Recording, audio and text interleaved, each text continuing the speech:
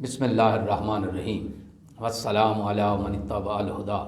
ہدایت کی اتباع کرنے والوں کو راحت دو جہاں قرآن چینل کی طرف سے سلام عرض ہے۔ تمام تعریفیں اس پروردگار کی ہیں جس سے گناہگار اس کی رحمت کے وسیلہ سے فریاد رسی کے لیے پکارتے ہیں۔ لاکھوں درود و سلام ہوں محمد و آل محمد پر۔ صاحبان ایمان سامعین کرام، ہمارے آج کے سبق کا موضوع ہے سورہ بقرہ کی آیت نمبر 218۔ تو آئیے پروردگار کے پاک نام سے اپنے سبق کا آغاز کرتے ہیں۔ بسم اللہ الرحمن الرحیم۔ ان الذین آمنوا والذین ہاجروا وجاہدوا فی سبیل اللہ اولئک یرجون رحمت اللہ واللہ غفور الرحیم۔ ترجمہ: بے شک جو لوگ ایمان لائے نیز جنہوں نے راہ خدا میں ہجرت کی اور جہاد کیا وہ اللہ کی رحمت کے امیدوار ہیں، اور اللہ بڑا بخشنے والا رحم کرنے والا ہے۔ آیت میں استعمال ہونے والے کلمہ ہجرت کی تشریح۔ ہجرت جدائی اور مفارقت کے معنی میں ہے۔ ہجرت کے مختلف درجات ہیں، ان میں سب سے اعلیٰ درجہ باطل کو چھوڑ کر حق کی طرف جانا ہے۔ روایت ہے کہ رسول خدا صلی اللہ علیہ وآلہ وسلم سے سوال ہوا کہ کون سی ہجرت افضل ہے، تو آپ نے ارشاد فرمایا من ہاجر السیئات، مہاجر وہ ہے جو گناہوں سے دور رہے۔ سورہ عنکبوت میں جناب حضرت لوط علیہ السلام کا فرمان موجود ہے۔ آپ نے فرمایا انی مہاجر الی ربی انہ هو العزیز الحکیم، میں اپنے رب کی طرف ہجرت کرتا ہوں، یقیناً وہی بڑا غالب آنے والا حکمت والا ہے۔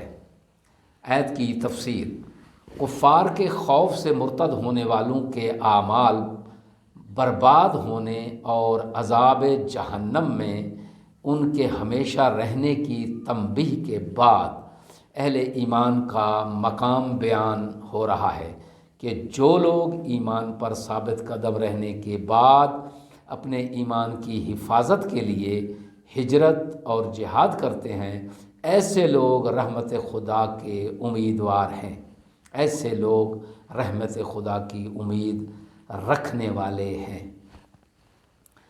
امید کے لیے لفظ رجا استعمال ہوا ہے۔ رجا یعنی امید۔ اسلامی تعلیمات کے مطابق مومن خوف و رجا اور امید و بیم کے درمیان ہوتا ہے۔ امام جعفر صادق علیہ السلام سے ایک روایت میں ہے، آپ نے ارشاد فرمایا لا یکون المومن مومنا حتی یکون خائفا راجیا ولا یکون خائفا راجیا حتی یکون عاملا لما یخاف و یرجو۔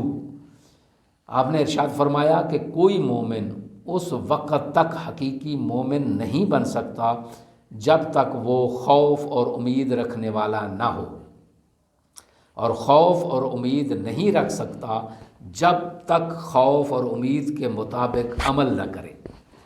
کافی میں منقول ہے کہ جب امام جعفر صادق علیہ السلام سے لوگوں نے پوچھا آپ علیہ السلام کے چاہنے والے لوگ، کچھ لوگ ایسے ہیں جو گناہوں کے مرتکب ہوتے ہیں پھر یہ کہتے ہیں کہ ہم امید رکھتے ہیں، تو آپ علیہ السلام نے فرمایا قَاذَبُوا لَيْسُوا لَنَا بِمَوَالِ أُولَئِكَ قَوْمٌ تَرَجَّحَتْ بِهِمُ الْأَمَانِيُّ مَنْ رَجَا شَيْئًا عَمِلَ لَهُ وَمَنْ خَافَ مِنْ شَيْءٍ هَرَبَ مِنْهُ۔